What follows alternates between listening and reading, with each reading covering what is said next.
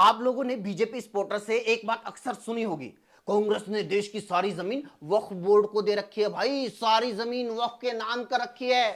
यह भी सुना होगा सारी जमीन रॉबर्ट वाड्रा को दे रखी थी। यार सारी जमीन वाड्रा के नाम कर रखी है। मैंने पूछा सारी जमीन अगर उनको दे रखी है तो तुम लोग इतने साल से कहां रह रहे हो? बोले फर्स्ट फ्लोर पे। वो इलेक्शन में भैंस चुरा लेंगे, मंगलसूत्र छीन लेंगे, ये वाला बयान मोदी जी ने ऐसे ही नहीं दिया। मोदी जी को पता है कि उनके सपोर्टर्स को कांग्रेस और मुसलमानों के खिलाफ कुछ भी बोल दो, कुछ भी, ये लोग तुरंत मान लेते हैं। ये लोग यहां तक मान के बैठे हैं कि धारा 370 खत्म होने से पहले मुसलमान रोज हिमालय को धक्का दे देकर चीन और पाकिस्तान में मिला रहे थे। मोदी सपोर्टर्स की हालत, जी हाँ, उनकी हालत उस छोटे बच्चे जैसी है जिसको हम बचपन में बोल देते थे, वो देखो कौवा तुम्हारा कान ले गया, और बच्चा रोने लग जाता था, कौवा कान ले गया, कौवा कान ले गया। अबे यार एक बार हाथ लगा के चेक कर ले, कान अपनी जगह है, लेकिन अगर क्रॉस चेक कर ले तो इनको अंधभक्त कौन कहे। इसलिए मोदी सपोर्टर से मेरी एक हाथ जोड़कर अपील है, भाई आप किसी नेता को पसंद करो, किसी भी पार्टी को वोट दो, ये आपकी अपनी चॉइस है। आप वक्फ बिल को सपोर्ट करो या इसका विरोध करो, ये भी आपका अधिकार है, लेकिन किसी भी चीज का सपोर्ट या उसका विरोध फैक्ट्स के बेस पे करो यार। कई मुस्लिम भी खुद सरकार के वक्फ बिल को सपोर्ट कर रहे हैं, लेकिन उनके पास इसके वैलिड रीजन है, वो वैलिड वजह बता रहे हैं। तुम लोगों की तरह नहीं कि सारी जमीन वक्फ के नाम कर रखी थी, सरकार ने उसको इतनी पावर दे रखी थी कि वो जिस चीज के ऊपर हाथ रख दे वो उसी की हो जाती थी। यार वो वक्फ है, अडानी नहीं। भाई भारत का कुल क्षेत्रफल 32,87,263 वर्ग किलोमीटर है। अगर इसे एकड़ में कन्वर्ट करें तो कुल एरिया बनता है 81,22,99,123.615 एकड़। अगर सारी जमीन कांग्रेस ने वक्फ को दे रखी थी या वक्फ को किसी भी जमीन पर कब्जा करने का अधिकार था, तो बताओ उसके पास कम से कम 80 करोड़ एकड़ जमीन तो होनी चाहिए। 80 नहीं तो 70, 70 नहीं तो 60 मान लो, आधी मान लो 40 करोड़ एकड़, उसमें से भी आधी मान लो 20 करोड़, 10 करोड़, 5 करोड़, 1 करोड़ एकड़, इतनी जमीन तो होगी ही वक्फ के पास। लेकिन नहीं, वक्फ के पास टोटल जो लैंड है वो है सिर्फ 9 लाख एकड़। बाकी की जमीन कहां गई? कौवा ले गया। अगर आप लोग ये मानते हो कि वक्फ के पास तो देश की सारी जमीन पर कब्जा करने का अधिकार था, तो फिर तो आपको यह भी मानना पड़ेगा कि वक्फ तो बड़ा उदार बोर्ड था, चाहता तो वो पूरे समंदर पर कब्जा कर सकता था, लेकिन फिर भी उसने समंदर में से सिर्फ 1 लोटा पानी ही लिया, है ना। अब बात करते हैं रॉबर्ट वाड्रा की। जी हां, रॉबर्ट वाड्रा बीजेपी की वो मूवी है 11 साल से जिसका सिर्फ ट्रेलर रिलीज हो रहा है। हर एक चुनाव से पहले वाड्रा से ईडी की पूछताछ शुरू हो जाती है। बिहार चुनाव से पहले एक बार फिर वही पुराना खेल शुरू हो गया है। बीजेपी वाले ना एक टाइम पर चुनाव में मोदी की रैली करवाना भूल सकते हैं, लेकिन ईडी से वाड्रा की पूछताछ करवाना नहीं। एक ही केस में, जी हां, एक ही केस में ईडी वाड्रा से इतनी पूछताछ कर चुकी है, इतनी पूछताछ तो मकान मालकिन बैचलर लड़कों को रूम देने से पहले नहीं करती। वाड्रा के बारे में मोदी सपोर्टर्स खूब हल्ला करते रहते हैं, कांग्रेस ने सारा हरियाणा वाड्रा के नाम कर दिया था, किसानों की सारी जमीन वाड्रा को दे दी थी। तो किसान खेती कहां कर रहे थे? मोदी के सेंट्रल विस्टा में। हाँ, वो जो 80 करोड़ लोगों को राशन बंट रहा है वो सेंट्रल विस्टा के गमलों में ही तो पैदा हुआ है। ये कोई बीजेपी वाला बताएगा कि अगर सारी जमीन वक्फ और वाड्रा को ही दे रखी थी तो फिर नितिन गडकरी रोड कहां बना रहे हैं, टोल कहां लगा रहे हैं, ओजोन लेयर पे। पता है वाड्रा पर जो डीएलएफ लैंड डील का केस चल रहा है वो टोटल कितनी जमीन है? सिर्फ 3.5 एकड़।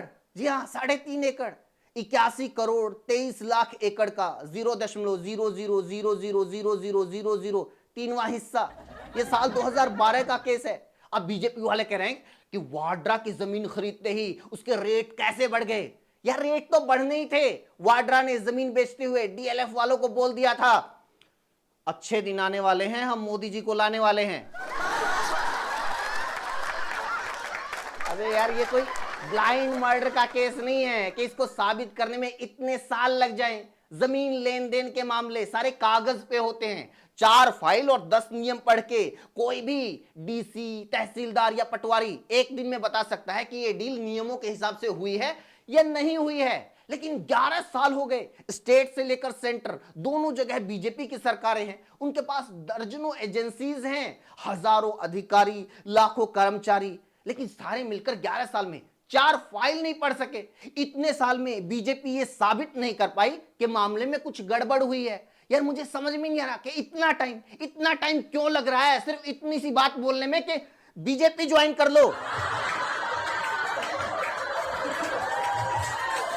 फिर लोग समझ ही नहीं पा रहे, जिसे बीजेपी की वॉशिंग मशीन बोल के बदनाम किया जा रहा है, वो देश की सबसे फास्ट ट्रैक कोर्ट है।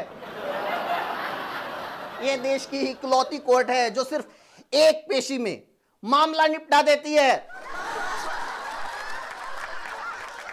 नेशनल हेराल्ड केस में ईडी ने सोनिया गांधी और राहुल गांधी के खिलाफ चार्जशीट दाखिल कर दी। चार्जशीट दाखिल करने का मतलब दोष साबित होना नहीं होता, इसका मतलब होता है कि जो भी एजेंसी ने आरोप लगाए हैं अब उनके ऊपर सुनवाई कोर्ट में शुरू होगी, केस अब शुरू होगा। लेकिन चार्जशीट दाखिल होने के बाद जब कांग्रेस वालों ने पूरे देश में प्रोटेस्ट किया, धरने प्रदर्शन किए, बीजेपी सपोर्टर्स कहने लगे ये कांग्रेसी इतना हल्ला क्यों कर रहे हैं, क्या इन लोगों को न्यायपालिका पर भरोसा नहीं है। मैंने पूछा इनकी छोड़ो, पहले ये बताओ तुम लोगों को न्यायपालिका पे भरोसा है? बीजेपी सांसद निशिकांत दुबे ने तो यहां तक कह दिया कि देश में जितने गृह युद्ध हो रहे हैं वो चीफ जस्टिस ऑफ इंडिया की वजह से हो रहे हैं। हालांकि बीजेपी ने निशिकांत दुबे के इस बयान से किनारा कर लिया है और किनारा करके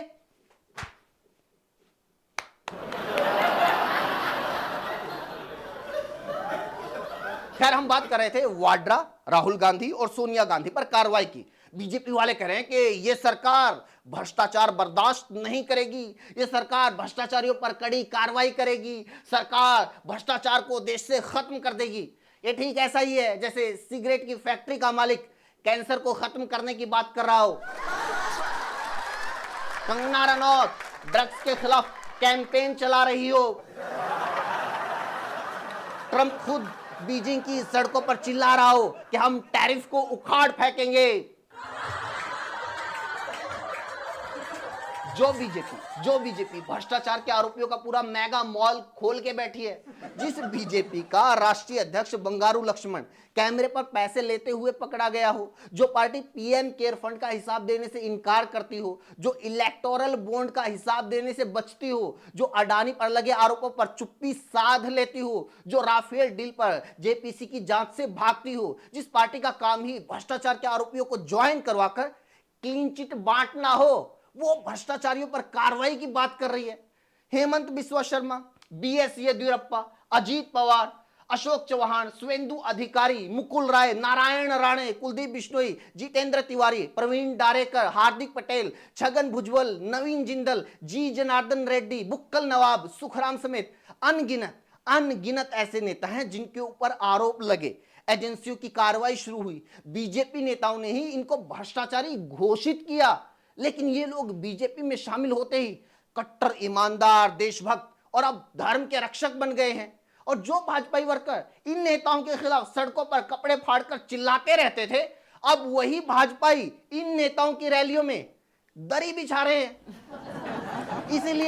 इसीलिए अंधभक्तों को मैं अक्सर बोलता हूं कि भाई कभी मत खोना अपना आपा, कभी मत खोना अपना आपा, देख के किसी पे ईडी का छापा, कल को वो पार्टी ज्वाइन कर लेगा, बन जाएगा तुम्हारा पापा,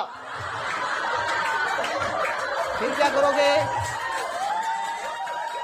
इसी के साथ वीडियो में इतना ही दोस्तों। कैसी लगी कमेंट करके जरूर बताइए और लोगों तक पहुंचाने के लिए वीडियो को शेयर कीजिए। हमसे जुड़ने के लिए चैनल को जरूर सब्सक्राइब कीजिए। Thank you so much.